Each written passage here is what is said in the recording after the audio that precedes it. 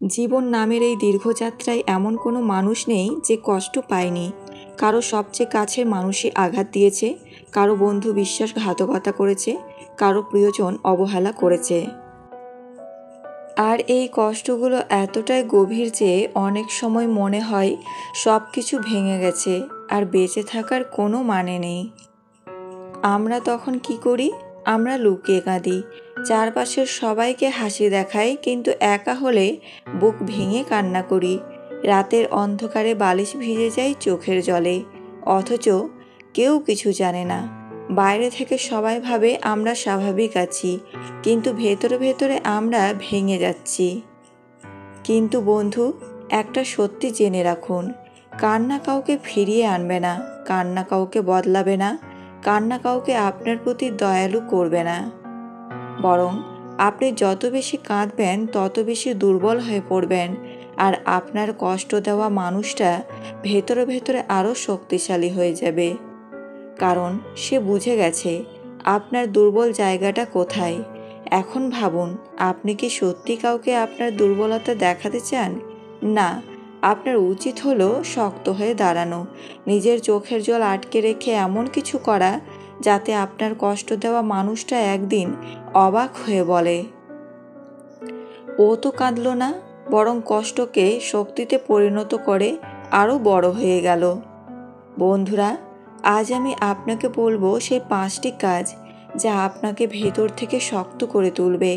যখন কেউ আপনাকে কষ্ট দেবে তখন আর চোখের জল ফেলবেন না, বরং এই কাজগুলো করে প্রমাণ করে দিন আপনি ভাঙার মানুষ নন, বরং আপনি এমন একজন যিনি কষ্টকে হাতিয়ার বানিয়ে সাফল্যের সিঁড়ি গড়েন। নাম্বার 1, চুপ না থেকে মনের কথা লিখে ফেলুন। বন্ধুরা, মানুষের মনের ভেতরে যে কষ্ট জমে থাকে সেটা সবচেয়ে বড় বোঝা। আপনি যদি সেটা কারোর সাথে শেয়ার না করেন তবে সেটা ধীরে ধীরে আপনার মনকে খেয়ে ফেলবে। একসময় আপনি ভেতরে ভেতরে ভেঙে পড়বেন। যদি আপনার কাউকে বলার মতো না থাকে তাহলে লিখে ফেলুন, একটা ডায়েরি বা খাতা রাখুন, আর সেখানে আপনার প্রতিদিনের অনুভূতি লিখুন। ধরুন আজ কেউ আপনাকে এমন কিছু বলল যা আপনাকে প্রচণ্ড কষ্ট দিল, হয়তো অপমান করলো, হয়তো আপনাকে হেয় করলো। আপনি চাইলে একা বসে কাঁদতে পারেন, কিন্তু তাতে কি হবে? কিছুই না। কিন্তু যদি আপনি সেই অনুভূতিটা লিখে ফেলেন, লিখবেন, আজ আমি কষ্ট পেয়েছি কারণ সে আমার প্রতি এমন আচরণ করেছে। আমার ভেতরে প্রচণ্ড রাগ হচ্ছে, কিন্তু আমি নিজেকে নিয়ন্ত্রণ করছি। এইভাবে লিখতে লিখতে আপনি বুঝতে পারবেন বুকের ভেতরের ভার অনেকটা হালকা হয়ে গেছে।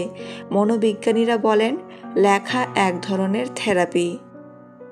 এটা শুধু আপনার কষ্ট হালকা করে না, বরং আপনাকে শান্ত করে। আর একটা জিনিস, আপনার এই লেখা একদিন আপনার নিজের জন্য প্রেরণা হয়ে দাঁড়াবে। পরে সেই লেখা পড়ে আপনি বুঝবেন কিভাবে আপনি ভেঙে পড়ার সময়েও হাল ছাড়েননি, বরং লড়াই চালিয়ে গেছেন। তাই মনে রাখবেন, কথা বলতে না পারলে লিখে ফেলুন, এটা আপনাকে ভেতর থেকে মুক্তি দেবে। নাম্বার 2, নিজেকে আরও উন্নতি করার দিকে মন দিন। কেউ যখন আপনাকে আঘাত দেয় বা অপমান করে তখন আপনার সামনে দুটো রাস্তা থাকে। প্রথমটা হলো আপনি কাঁদবেন, সময় নষ্ট করবেন আর ভেতরে ভেতরে ভেঙে যাবেন। দ্বিতীয়টা হলো আপনি সেই কষ্টকে শক্তিতে পরিণত করে নিজেকে আরও উন্নত করবেন। ইতিহাস তাকালে দেখবেন যারা পৃথিবীকে বদলে দিয়েছেন তাদের প্রায় সবাই জীবনে প্রচণ্ড কষ্ট পেয়েছেন। থমাস এডিসনকে বলা হয়েছিল সে কিছুই করতে পারবে না। জে.কে. রাউলিং বারবার প্রত্যাখ্যাত হয়েছেন বই প্রকাশ করার সময়। স্টিভ জবসকে তার নিজের কোম্পানি থেকে বের করে দেওয়া হয়েছিল, কিন্তু তারা কি বসে বসে কেঁদেছিলেন? না, তারা সেই কষ্টকে ব্যবহার করেছিলেন নতুন কিছু করার জন্য। তাই যখন কেউ আপনাকে বলে তুমি পারবে না, আপনি তখন ভেতরে ভেতরে বলুন, আমি প্রমাণ করব যে আমি পারি। কষ্টকে এনার্জিতে রূপান্তর করুন। হয়তো পড়াশোনায় আরও মনোযোগ দিন, হয়তো কেরিয়ারে আরও ফোকাস করুন, অথবা নতুন কিছু শিখুন যা আপনাকে আরও বড় জায়গায় পৌঁছে দেবে। মনে রাখবেন, কষ্টের সেরা জবাব কান্না নয়, বরং উন্নতি। আপনার সাফল্যই হবে আপনার সবচেয়ে বড় প্রতিশোধ। নাম্বার 3, নিজেকে ভালোবাসুন। যখন কেউ আমাদের কষ্ট দেয়, আমরা প্রায়ই নিজের ভেতরে দোষ খুঁজি। ভাবি, আমি হয়তো যথেষ্ট ভালো ছিলাম না, তাই আমাকে কষ্ট দেওয়া হলো। কিন্তু সত্য কথা, কেউ আপনাকে কষ্ট দিলে সেটা তার মানসিকতার প্রতিফলন, আপনার ব্যর্থতা নয়। তাই প্রথম কাজ হলো নিজেকে ভালোবাসা শিখুন। আপনার শরীরের যত্ন নিন, ভালো খাওয়া দাওয়া করুন, ব্যায়াম করুন, স্বাস্থ্যকর জীবনযাপন করুন। আপনার মনকে যত্ন নিন, বই পড়ুন, সঙ্গীত শুনুন, প্রকৃতির সাথে সময় কাটান। নিজের সৌন্দর্যকে যত্ন নিন, সুন্দর পোশাক পরুন, নিজের যত্নে সময় দিন, আয়নার সামনে দাঁড়িয়ে হাসুন। মনে রাখবেন, আপনি যদি নিজেকে ভালো না বাসেন, তাহলে অন্য কেউ আপনাকে ভালোবাসতে পারবে না। কারণ মানুষ সবসময় সেই ব্যক্তির প্রতি আকৃষ্ট হয় যে নিজেকে সম্মান করে, নিজের মূল্য বোঝে। আরেকটা বিষয়, নিজেকে ভালোবাসা মানে স্বার্থপর হওয়া নয়, বরং এটা বোঝায় আপনি নিজের ভেতরের শক্তিকে চিনতে শিখেছেন। তাই মনে রাখবেন, আপনি অমূল্য, আর আপনাকে কেউ অবহেলা করলে সেটা তার দোষ, আপনার নয়। 4, সঠিক মানুষের সাথে সময় কাটান। কষ্টের সময় সবচেয়ে বড় ভুল আমরা করি, ভুল মানুষের কাছে যাই। আমরা ভাবি যে কাউকে বললেই সে আমাদের বুঝবে। বাস্তবে সবাই আপনার কষ্ট বোঝে না, আর সবাই আপনার মঙ্গলও চায় না। তাই বেছে নিন কার সাথে সময় কাটাবেন।